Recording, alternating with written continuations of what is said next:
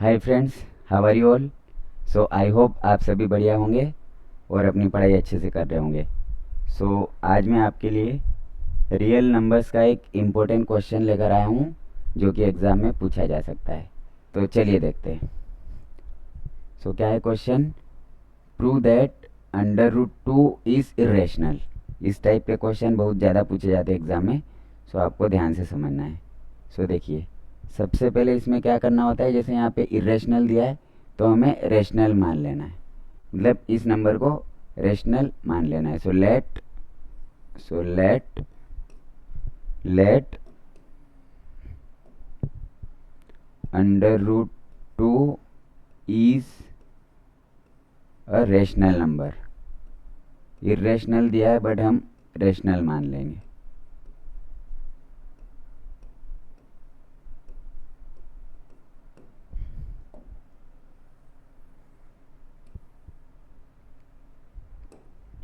अब देखिए, अगर हमने इसको रेशनल माना है इसको इस तरह से लिखा जा सकता है, under root two is equal to A divided by B. इस तरह से लिखा जा सकता है क्योंकि रेशनल नंबर्स वो नंबर्स होते हैं जिनको आप ए बाई बी के फॉर्म में लिख सकते हो। ये अगर रेशनल नंबर है तो इसको आप ए बाई बी के फॉर्म में लिख सकते हो। और यहाँ पे आपको ब्रैकेट में लिखना पड़ेगा where A and B are coprime. A and B are coprime मतलब दोनों को प्राइम है, मतलब को प्राइम मीन्स दोनों में कुछ भी कॉमन नहीं है, वन के अलावा कुछ भी कॉमन नहीं है, को प्राइम। और आप ये भी लिख सकते हो H C F is one. इन दोनों का एच सी एफ हमेशा वन होना चाहिए।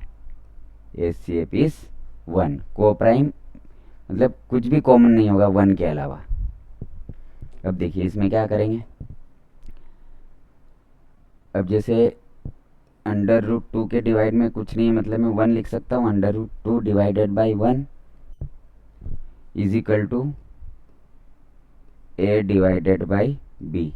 अब देखिए क्रॉस मल्टीप्लिकेशन, इसका इसमें मल्टीप्लाई करूँगा ये क्या हो जाएगा, under root two B is equal to, इसका इसमें करेंगे तो ये क्या हो जाएगा, ए हो जाएगा। अब देखिए हम क्या करेंगे, दोनों तरफ स्क्वायर कर देंगे। मैं यहाँ पे लिखूँगा squaring both the sides, squaring both the sides. अब सबसे पहले आपको जो दिया उसको लिखना है, जैसे under root two B is equal to A दिया हुआ है। अब जैसे आपने स्क्वायरिंग बोथ द साइड्स किया तो दोनों तरफ आपको स्क्वायर करना है। अब इससे क्या होगा, देखिए अंडर रूट टू का स्क्वायर क्या हो जाएगा, टू, और बी का स्क्वायर बी स्क्वायर हो जाएगा इज इक्वल टू ए का स्क्वायर क्या हो जाएगा, ए स्क्वायर। अब देखिए जैसे आप क्या कर सकते हो, इसमें B square is equal to A square और टू को डिवाइड में लिख सकते हो। अब यहाँ पे आप क्या ऑब्जर्व कर रहे हो, जैसे टू डिवाइड्स ए स्क्वायर मतलब टू ए स्क्वायर को डिवाइड करता है, टू डिवाइड्स ए स्क्वायर। अगर ये टू ए स्क्वायर को डिवाइड कर रहा है टू ए को भी डिवाइड करेगा। टू ऑल्सो डिवाइड्स ए। अब ये कैसे होगा, देखो मैं समझाता हूँ आपको। जैसे लेट अस सपोज मैंने लिखा यहाँ पे टू एट स्क्वायर को डिवाइड कर रहा है, जैसे 64 को डिवाइड कर रहा है, 64 को डिवाइड कर रहा है। टू इसमें 8 को भी तो डिवाइड करेगा, टू इसमें 8 को भी डिवाइड करेगा। अगर 8 स्क्वायर को डिवाइड कर रहा है 8 को भी डिवाइड करेगा। मैं लिख सकता हूँ टू ऑल्सो डिवाइड्स ए। अब देखिए जैसे ए मतलब ए और बी, सॉरी ए और टू, ए किसको डिवाइड करता है, टू को डिवाइड करता है। ए डिवाइड्स टू, ए 2 को डिवाइड करता है। सो अगर ए 2 को डिवाइड करेगा तो कुछ ना कुछ भागफल तो आएगा, क्वोशिएंट तो आएगा।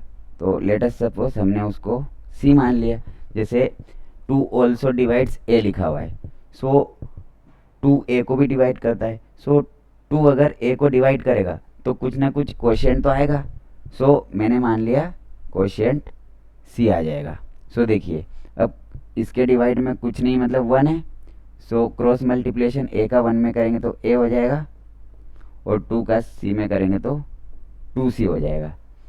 अब देखिए अब क्या करना है, इस ए की वैल्यू आपको इसमें रख देना है। जैसे लेट अस सपोज इसको आप इक्वेशन 1 मान लीजिए, इसको इक्वेशन 1 और इसको इक्वेशन 2 मान लीजिए।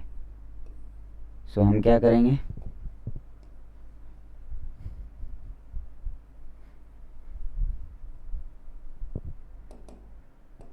देखिए putting the value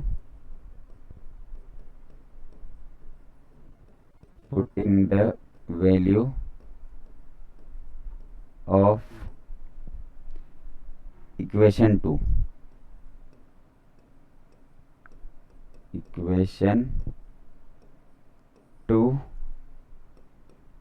in equation 1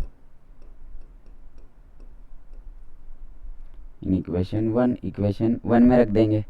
अब इक्वेशन 1 क्या दी हुई है, ये दी हुई है B square is equal to A square divided by 2, ये दिया हुआ है। अब हमें ए की जगह पे 2c रखना है।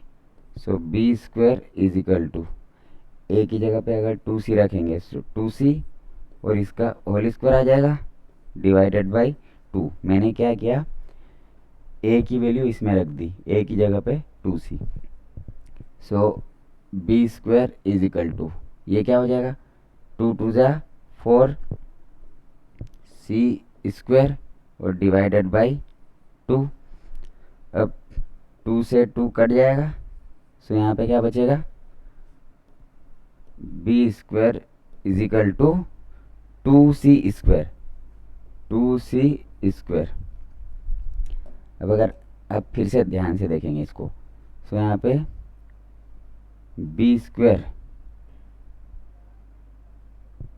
और 2 को आप डिवाइड में लिख सकते हो, इसको डिवाइड में लिख सकते हो, is equal to C square, इस तरह से लिख सकते हो, इसको डिवाइड में लिख देंगे। अब देखिए 2 डिवाइड्स बी स्क्वायर, यहाँ पे क्या लिखेंगे, 2 डिवाइड्स बी स्क्वायर, मतलब 2 डिवाइड करता है बी स्क्वायर को। सो 2 ऑल्सो डिवाइड्स बी, अगर बी स्क्वायर को डिवाइड कर रहा है सो बी को भी करेगा। सो 2 ऑल्सो डिवाइड्स बी। अब देखिए मैं यहाँ पे स्पेस बना रहा हूँ, जैसे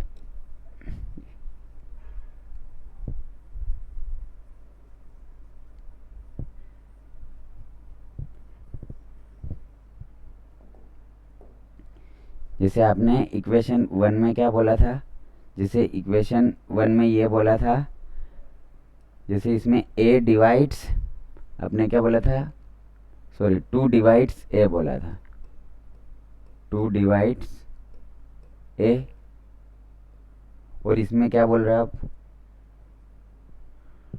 2 डिवाइड्स b, 2 डिवाइड्स b। 2 तो a को भी डिवाइड कर रहा है और 2 b को भी डिवाइड कर रहा है। अब ऐसा कैसे पॉसिबल है, क्योंकि हमने क्या बोला था, यहाँ पे a एंड b आर को प्राइम, एचसीएफ इज 1। सो इन दोनों का एचसीएफ तो 1 नहीं आ पाएगा, क्योंकि a 2 को डिवाइड कर रहा है और b भी 2 को डिवाइड कर रहा है, मतलब दोनों में कॉमन फैक्टर्स आ चुके हैं। सो हम यहाँ पे रीज़न लिखेंगे, we are getting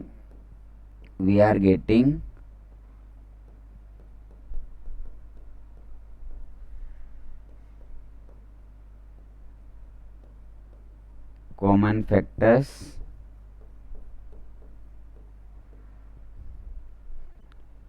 of B, हमें तो कॉमन फैक्टर्स मिल रहे हैं यहाँ पे, ए का फैक्टर 2 है और बी का फैक्टर 2 है, बट हमने क्या माना था कि वो दोनों को प्राइम्स है। So this contradiction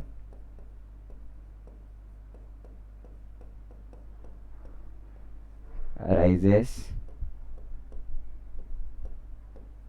because of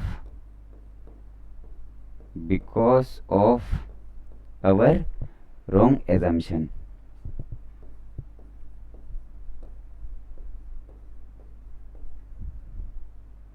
क्योंकि हमने गलत माना था, स्टार्टिंग में हमने क्या माना था, that √2 is a rational number, but हमने अगर रेशनल नंबर माना है तो इसके दोनों कॉमन फैक्टर्स आ रहे हैं, मतलब ये पॉसिबल नहीं क्योंकि इसके कॉमन फैक्टर्स है। So that is why hence we can say that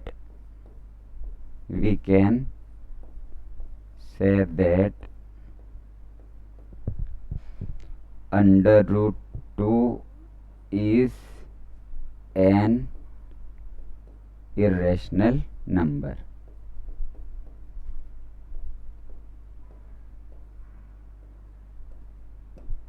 सो इसका सॉल्यूशन आ जाएगा। सो आई होप आपको ये क्वेश्चन अच्छे से समझ में आ गया होगा। सो प्रैक्टिस कीजिएगा, इम्पोर्टेंट क्वेश्चन है। So thank you so much for watching this video.